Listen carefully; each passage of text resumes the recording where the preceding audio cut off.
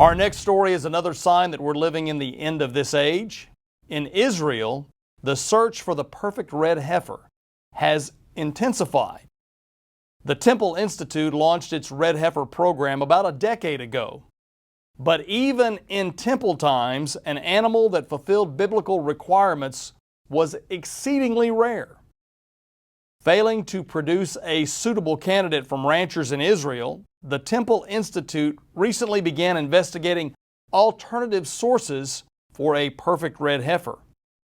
Last year, the Temple Institute was contacted by a cattle farmer in Comanche, Texas, who informed them that 5 red calves had been born on his ranch, about 2.5 hours travel from Dallas. Normally, calves are ear tagged when they're just a few days old.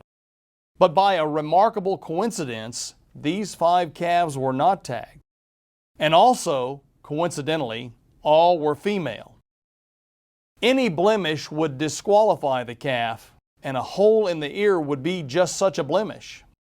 The farmer explained that because of COVID, the employee who normally puts the tags in the ears of the calves did not come to the farm when those 5 calves were born. The Temple Institute is looking for a perfect red heifer for purification. Numbers 19 indicates that the entire temple service depends on the presence of water mixed with red heifer ashes. So, without the red heifer, the temple in Jerusalem cannot be rebuilt. A team of rabbis from the Temple Institute flew out to inspect the calves in Texas. 2 of the 5 untagged heifers were extremely close to passing. One heifer had a very small white spot. Otherwise, it was perfect.